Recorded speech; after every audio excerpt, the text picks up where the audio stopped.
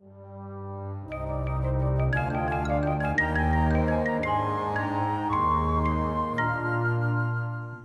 morning, good afternoon, good evening from wherever you are listening to us. My name is Jacqueline Asimwe and I am hosting Footprints, a podcast of and about our senior citizens, their journeys, their stories, their highs, their lows, and their advice. We are very pleased to have you on Footprints today. The Pope's visit, something that he's passionate about. Because I was looking at the rosary on this picture and I thought, isn't this one the Pope visited? Yes. Because I bought some rosaries. He has visited Rome. So maybe he could tell us about the visit. But maybe a background, he's one of the people who requested that Kasese gets a diocese on its own.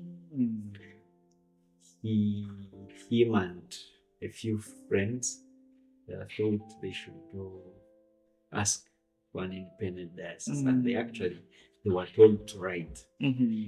Later on, he visited Rome on a pilgrimage, and 1980.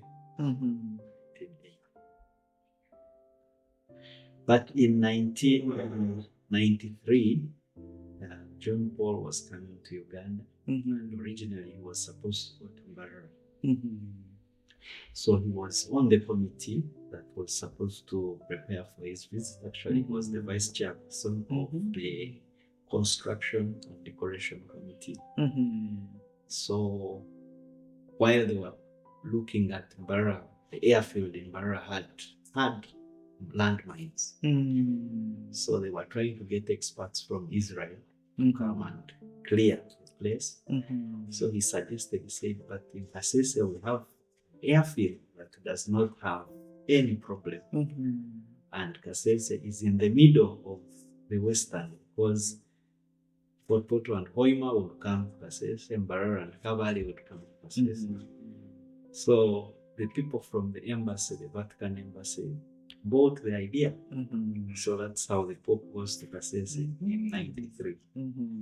So something that he talks about sometimes, the Pope's visit. So do you still have any memory of the Pope's visit? The Pope visiting Kasese and you being the person who suggested? One only got a chance because of the landmine in Mbarara. But if there were no land, we could not have a chance. I think, I don't know whether he has always told us about giving. I don't know what he says about giving.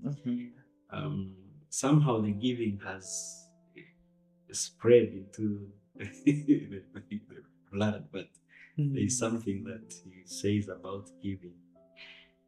You have been doing a lot of donations, a lot of giving to different people. What do you say about giving? What thing is that you are able to assist someone, especially who are in need. You go ahead and assist that person. And then there is also something for development. So when you see that there is something which is important to the people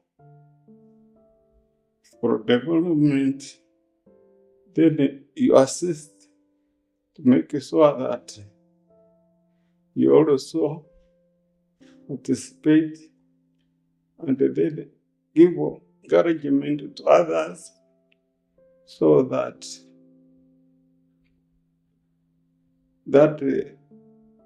development will be for their good. with and assist them to be and be for the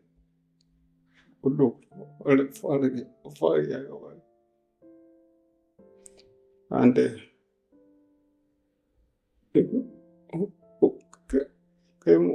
later on you also benefit from it. So one is, because he was assisted, the person who assisted him was not related in any way. Yes. Just came in and helped. And he says, because of that, he finds it that you assist because you do not know the person you assist in what, especially with education. For us growing up, we used to be so many in the home. Many of his, when either friend or someone would lose their parent, Yes. they would bring so many children came and stayed with us, and many of them have grown into people who are important. So he keeps saying, you assist as much as you can, but also his generosity is a class apart. Yes. For us here, we actually, I am privileged that I'm the one who takes him to the bank whenever there is something to get. But when he gets the money, you can get surprised at who is being given the money, like random, out of the blue. We think you don't have to speak your problem when he's there, because it becomes his problem. Yeah, so he will surprise you with anything. Tell you, there is a certain, I know, I have a worker I used to have at the farm, an old man, and whenever I would get food, he would ask me, who is at the farm? I said, there's an old man from Tisoro. So later on, I told him the old man retired and went back home. It's now in Tisoro. So one day we come from the bank and he says, can you send 50,000 to that old man in Tisoro? And well, he had never met him. Up to now, they have never met. But the son, who had tried to support one of the sons, he knew the son. So he said, this man, we should send some money. So he, up to now, when he has money, he used to support an orphanage, fundraisings for different projects, churches, people's houses. If you have the house you're building and he knows that you're building, I know that even this house he must have, on several occasions they will tell you that he would give something to support, because he thinks it's a good cause. School fees, pocket money, everyone, when it's time for going back to school, he will at least give you 2,000 shillings to support. So he's really generous. Actually, yesterday I remembered of something.